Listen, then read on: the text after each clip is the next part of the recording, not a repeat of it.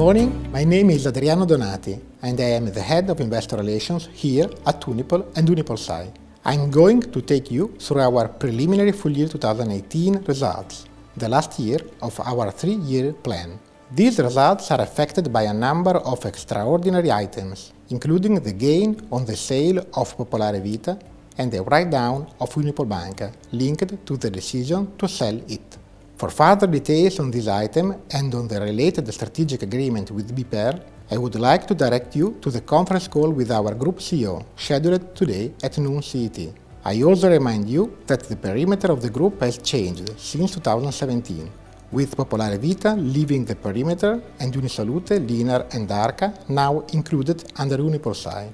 Accordingly, we have provided adjusted figures throughout the presentation in order to reflect the group's current structure and to exclude extraordinary items in both years. So let's start with the consolidated results. At Unipol, the consolidated net result shows growth on both a reported and adjusted basis. The adjusted result stands at 645 million euros, up from 598 million euro in 2017. The corresponding reported figure also shows a significant improvement, standing at 628 million euros, up from minus 169 million euro in 2017. A similar trend is also evident at UnipolSai, where the adjusted consolidated net result improved to 703 million euros from 690 million euro a year earlier, while the net consolidated reported result improved to 948 million euros from 537 million in the previous year. Going into more detail on the calculation of the adjusted net results of both companies, Unipol's 2018 results were impacted by a gain of 309 million euros on the sale of Popolare Vita, and a write-down of 338 million on Unipol Banca. Excluding Popolare Vita from the perimeter has an impact of 12 million. Adding these items brings us from a reported figure of 628 million to an adjusted net result of 645 million. For UnipolSai, we have the same 309 million extraordinary gain on Popolare Vita, while the impact of the Unipol Banca write-down is lower at 50 million, and the change of perimeter amounts to 14 million. So we go from a reported result of 948 million to an adjusted result of 703 million. At Unipol, total non-life premiums increased slightly to 8 billion euros. At UnipolSai, reported premiums increased to 7.9 billion euros due to the added contribution of Unisalute, Linear and Arca, which was recently passed under the direct control of UnipolSai. On an adjusted basis, the figures for total premiums and all the insurance-related figures at UnipolSai are identical to those of Unipol. Motor premiums increased slightly by 0.3%, while we continue to see strong performance in the non-motor business, which grew 2% on last year. I'd also like to highlight the particularly strong performance of both Unisalute, which saw an increase of premiums of 10.5%, and Incontra, our bancassurance agreement with UniCredit, which grew by 27% year-on-year.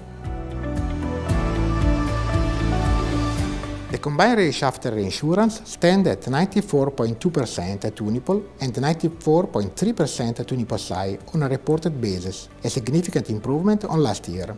Again, the adjusted figure for UnipolSai is equal to that of Unipol.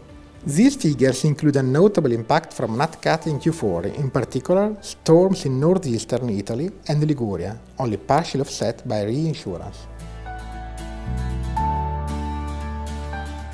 Drilling down on UnipolSai SPA's motor business, we continue to see an improved set of results. In particular, the number of claims reported is down by 5% versus this time last year. Frequency has declined by 0.23 percentage points and the combined ratio improved to 95.4%.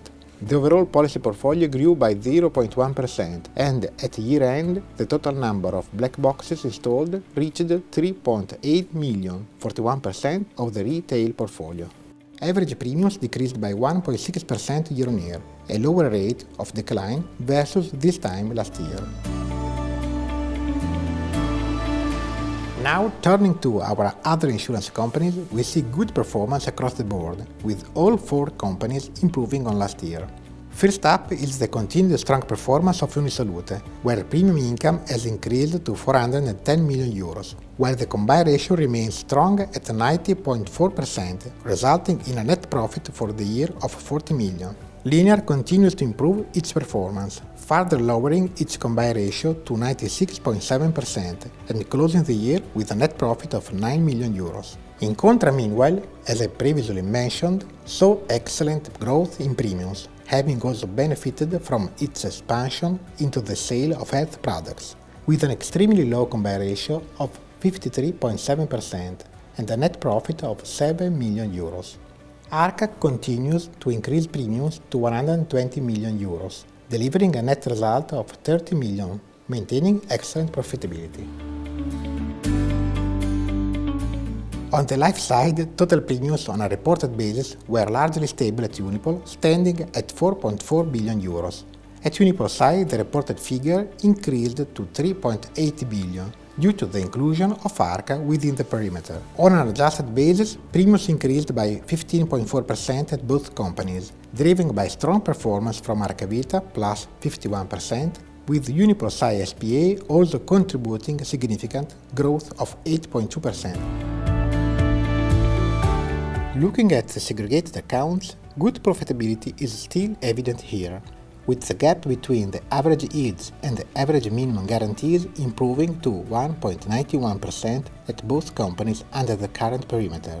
As you can see from the breakdown of technical reserves, given that the majority of new products are sold with a minimum guaranteed yield of 0%, the guaranteed yield across the back book is steadily decreasing. The banking business closed the year with a net result of 33 million euros, including an 11 million euros contribution to the national banking funds. In terms of non-performing exposure, the overall coverage ratio is 48% of total NPE.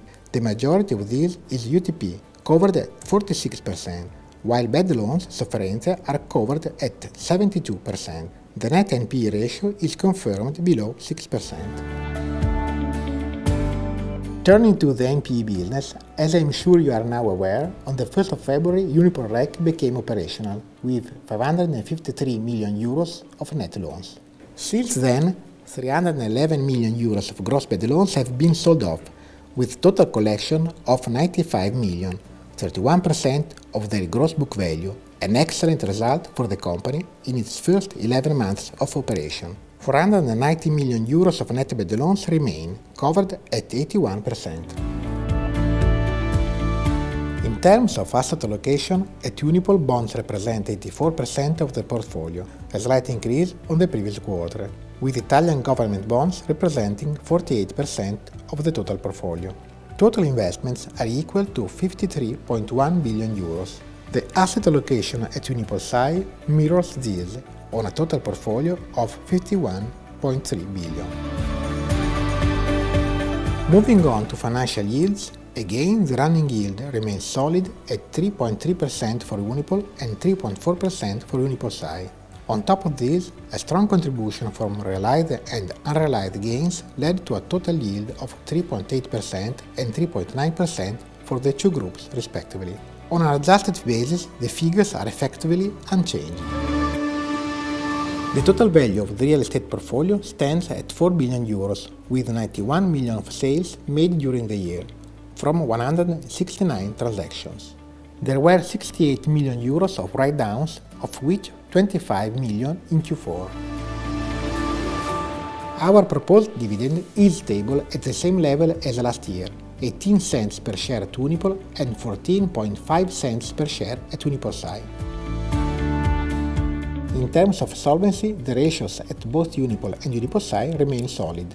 The ratio for Unipol using a partial internal model is 1.63 times. The UnipolSai consolidated ratio on an economic capital basis is 2.02 times, while the ratio for UnipolSai solo using a partial internal model is 2.51 times. Looking at the breakdown of own funds and SCR, at Unipol own funds amount to 6.4 billion euros, while the solvency capital requirement is 3.9 billion euros. UnipolSai consolidated own funds are 6.9 billion euros compared with an SCR of 3.4 billion. So, in conclusion, the 2018 results confirm the solidity and profitability of our group. All key targets of the strategic plan were achieved, and our CEO and the rest of the senior management team will be pleased to go into more detail during the conference call scheduled today at noon CET. That brings me to the end of my presentation. Thank you for listening.